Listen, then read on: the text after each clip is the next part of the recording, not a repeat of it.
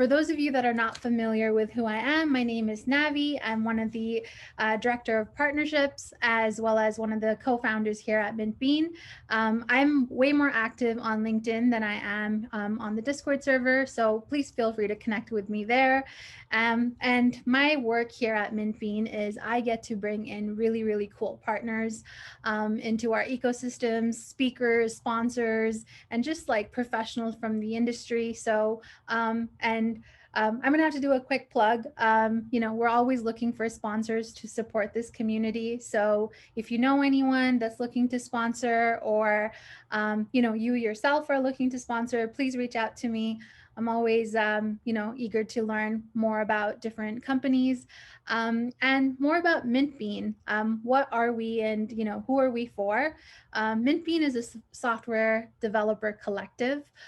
So if you're familiar with our Discord server, you already know that it's an amazing group of developers. We're super focused on growth, and you get to receive a lot of invaluable support from your peers, as well as mentorship from professionals inside the industry. And I'll talk about, the pod system we launched in January.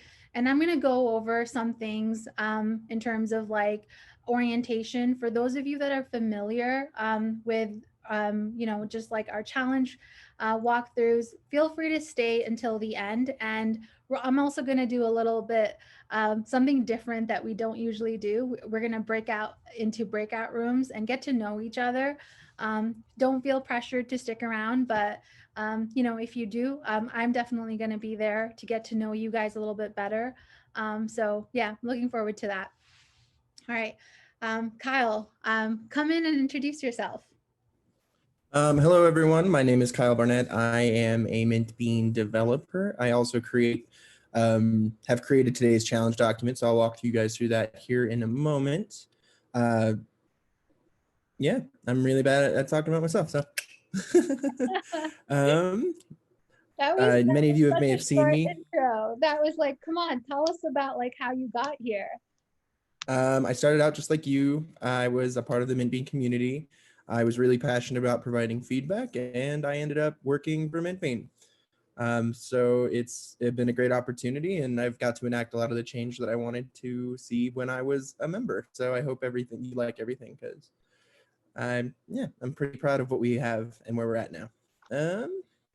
Is that better? Is that better, Navi? A little bit. You're very modest. So Kyle, for those of you not familiar with his work, he's a software engineer on our team. And we actually got to work with him through the Mintbean community. We've been fortunate enough to hire about 10 developers from the community, and we continue to hire developers from the community. And he actually started off, just like you, attending a hackathon, and then getting more involved, became a CodeMentor. I think you were a CodeMentor for like 3 months. Yeah, 2-3 months before I ended up being able to have a position. Yeah, he was just like awesome, and we're like, you know what? Come into the internal team, and we've got some great work for you. So, and the rest is history, as they say. All right, guys. Today we're going to be building a Bootcamplite. I'm sure all of you have used, different platforms like Free Code Camp. We're going to be building something similar to that, but on a much, much, much smaller scale. And I just wanted to give you a quick walkthrough. Can you see my screen, by the way? Yes? Affirmative? Okay, perfect. So I wanted to, obviously, we're not going to be building out the comprehensive lessons they have going on here. Don't focus on the lessons so much, but focus on, building those unit tests and just getting, even if there's only like 1 or 2 lessons, that is completely fine. Don't get yourself stuck on, I need to build like more lessons, but really it's about building, a learning plan for your user in terms of running those tests and connecting the front and back end. So I'm going to let Kyle actually talk about the challenge. And one thing that I wanted to do before passing the mic on to Kyle again is we've changed where the instructions live. So if you click here with the guidebook, you'll be able to kind of see a hitchhiker's guide to the Mintiverse. And this is kind of like our guidebook into like, you'll see those cool videos that we made, and you'll get to kind of see like where everything lives, how to plan your project, how to submit, CodeMentor help, judging Rubric, what the hackathon schedule looks like, what is this alien thing called, the developer collective, how to build a landing page, code of conduct, all those things live here. And I'm more than happy to go over this towards the end of orientation, and feel free to stick around or not if you've gone through this before. And yeah, Kyle, over to you. I'm gonna let you share your Okay. screen. Okay, that'll work. Alrighty, everyone. This is the challenge for today. Again, JavaScript hacks, Bootcamplite.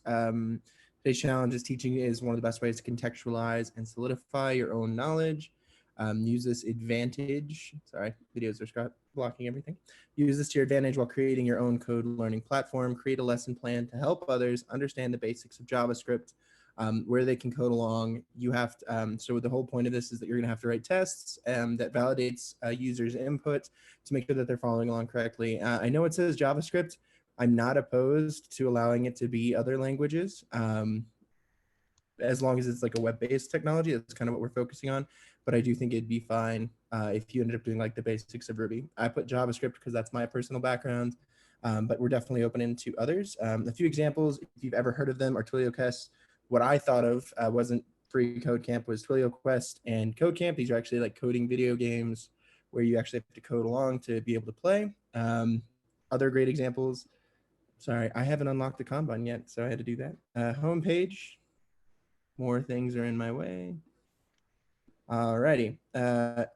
So for the part of the homepage, is it's your first step forward. It's kind of like a first date. Yeah, you need to put your best foot forward and get users to want to explore further. You want to continue that relationship.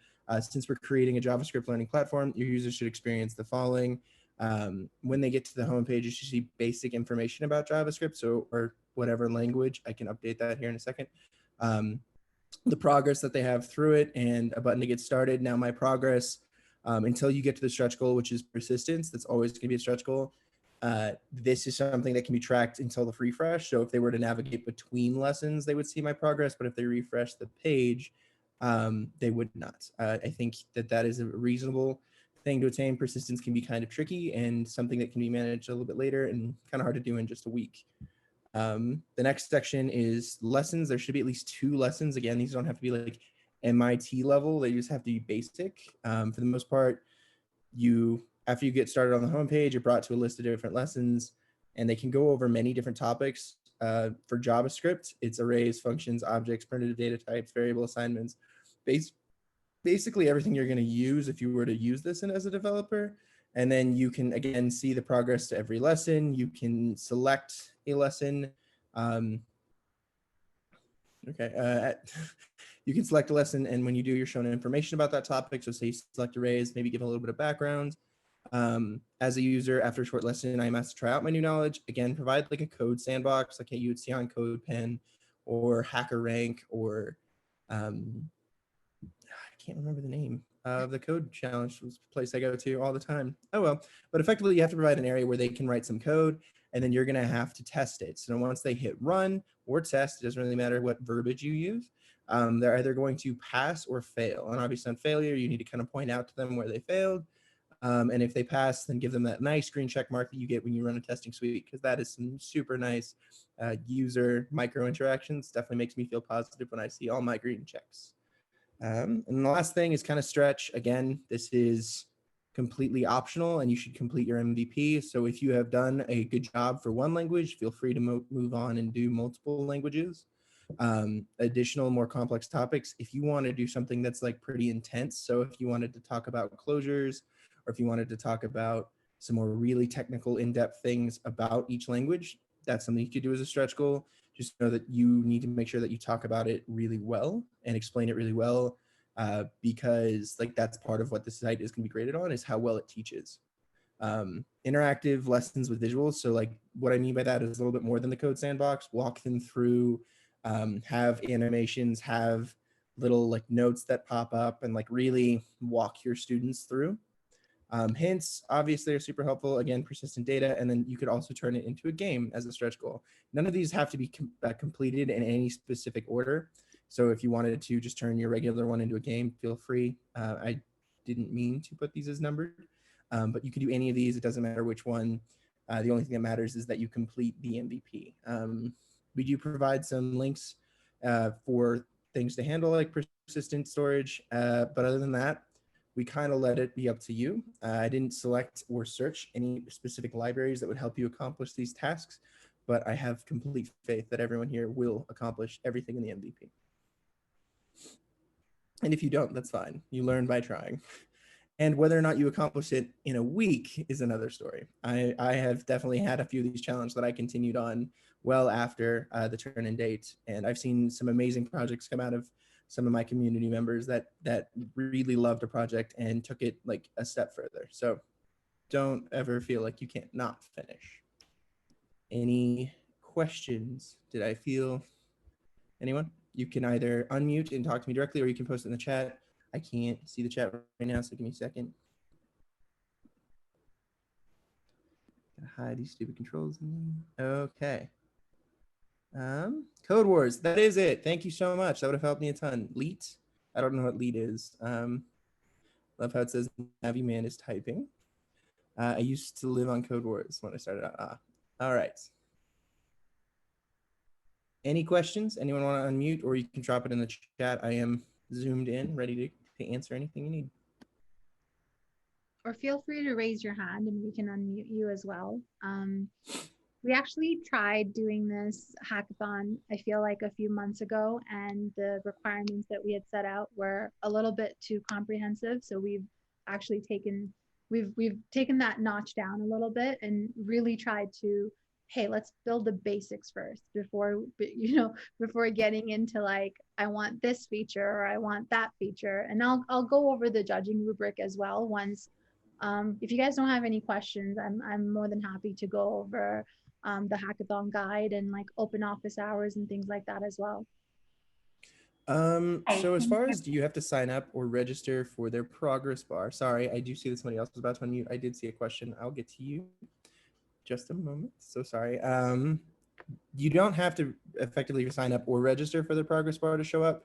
It should effectively just treat, if you don't get to logging in or persistence, just treat every session as a user. So effectively, when the page loads, you'd be keeping track from that instance. So if it loaded on my server, I'd effectively have, it's not persistent, but a local memory version you'd effectively track all these changes in state of the application. So as long as they didn't reload, it would be cool.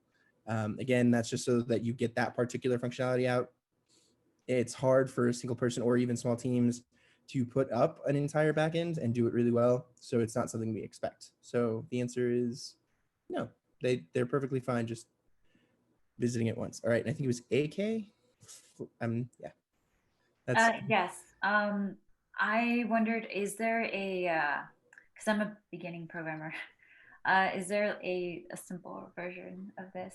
Because the idea, it sounded like you wanted the user to have like a text editor, put code in, and then have a backend built out to correct and pick up errors in their code, or to determine if their code is correct? So not quite a back end, but effectively what the idea would be is if you've ever coded a testing suite, the idea is that you would have them write some code and then with some very specific thing. So you'd provide them with a function called like main, and then they'd hit test and it would run it against your test suite. You could do that all on the front end. It'd effectively be writing a test suite, like with my testing library, Experience, Mocha, and Chai would be a really good one for this. And then running it against that all in the front end. You don't need a back end for that. I think the most complicated part here is actually executing code provided by a user. There are libraries for that. I don't know them off the top of my head, but I have seen them. Does that answer your question? I mean, okay, yeah. I guess I'm just trying to figure out, like in my mind, how I would code out the area where I would correct their code, because coding is just like verbal language. There are 5 different ways to say the exact same thing. So I feel like I would need to create several correct answers. Is that correct? So with the testing suite, it's not about how you get to the answer, just that you get the answer. And so you would effectively test that they got the answer. So if they tested out, say that your goal was to write a function that added 1 + 2, that added two numbers together. If they wrote a ton of different things inside of their actual function, but it still accomplished the task, that's what you'd be testing. You wouldn't necessarily be testing. So say you're doing I'm trying to think of a really good example. If you're doing variable assignment and you're saying, hey, you're going to create a variable name, and then you're going to create it and you want it to be set to Paul, can you do that? And then you just assert that variable name equals Paul, if that makes sense. Okay. Or const, or like I'm hearing your point, and I think the CodeMentor would probably be able to really help you during this session, or I can follow up in the Discord and put a couple resources. I do know that we had an article. I don't know if it got put in here, that one of our previous developers added in. So I'll see if I can't find it for you. Okay, thank you. Of course. Anything we can do to support. Is Flexbox probably a good example for this hackathon? I'm going to go with yes. I think if you wanted to develop a CSS version, I think that would be fine. I think that's completely doable. And I think we could accept that, as long as you just make sure to really explain every portion of it. I really enjoy Flexbox Froggy. I actually learned Flexbox Froggy.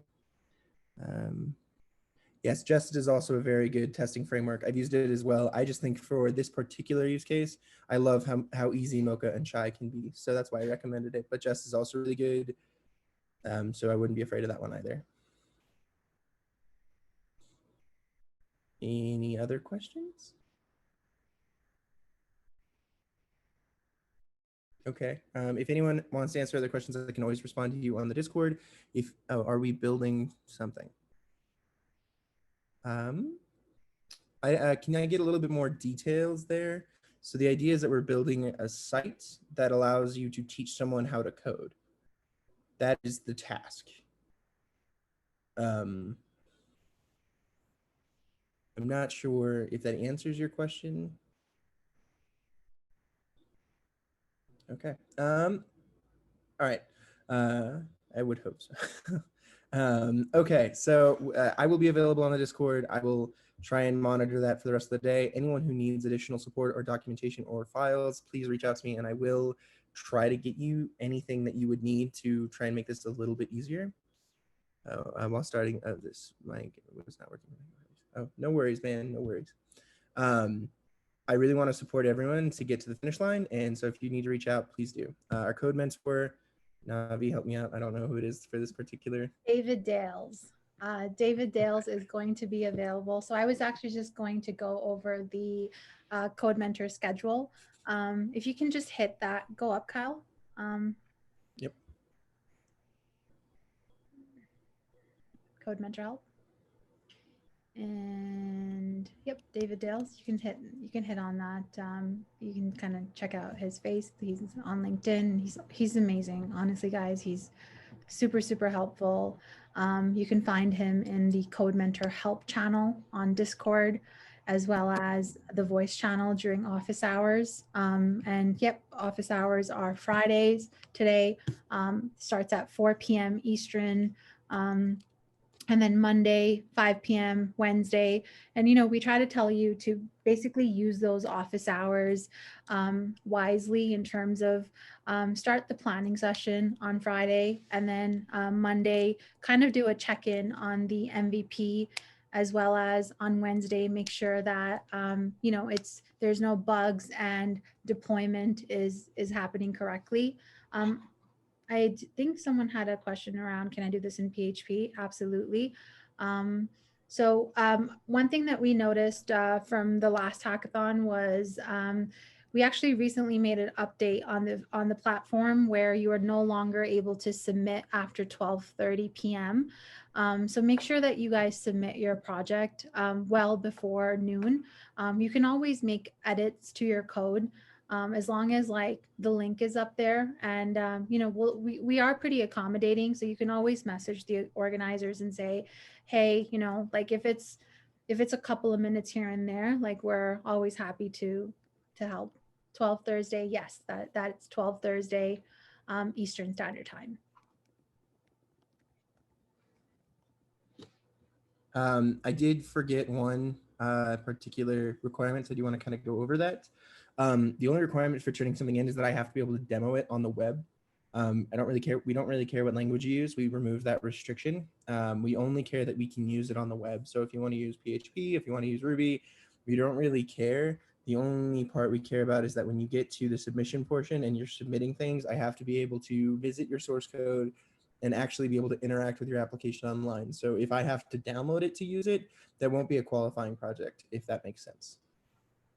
Yep. Kyle, do you mind showing the judging rubric as well? And also, guys, if you're new to the Mintbean world, you do have to be registered on the platform to see the instructions.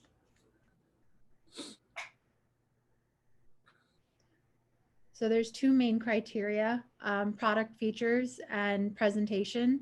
The product features is quality, quantity, and adherence to topic.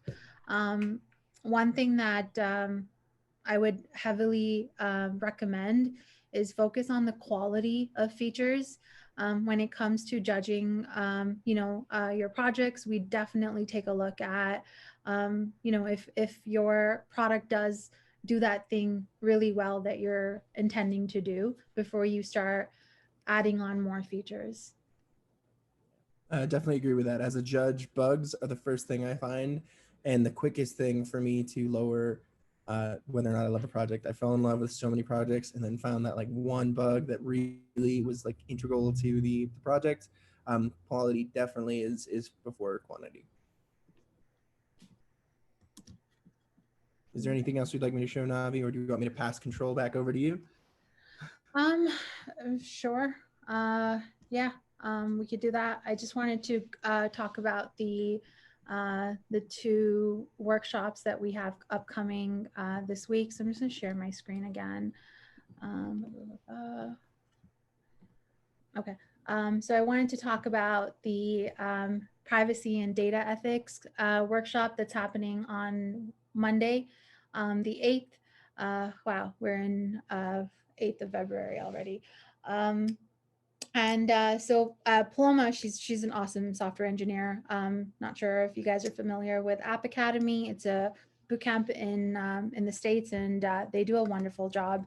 And she's a great engineer and a great speaker, and she's run a lot of different workshops for us as well. So if you're interested in privacy and data and how does GDPR affect the applications that you'll be building on the product teams that you'll eventually be working on, it's a good workshop to attend. Even as a freelancer, when you're working with clients, it does affect how these applications live, especially if that client has users that are that are affected by GDPR policies. So that's happening on Monday, and then I'm doing a workshop on Wednesday on cover letters. So I get this question a lot on our Discord server. I used to do one-on-ones with our community. Unfortunately, I've gotten a little bit more busier and not able to support one-on-ones. So I wanted to kind of carve out this opportunity where I'm able to help you guys in a more group format. I'll be taking live cover letters like, hey, I applied to this specific job. What does that cover letter look like? And our cover letter is important. And I also provide a framework to use this where you're not spending an hour every time you're writing a new cover letter. So I'm looking forward to interacting with you all on Thursday. And I think that's it from me in terms of the workshops. If you guys want to go over any of the guide, I'm happy to go over that as well. Let me know in the chat or feel free to unmute yourself. Just gonna move the chat here.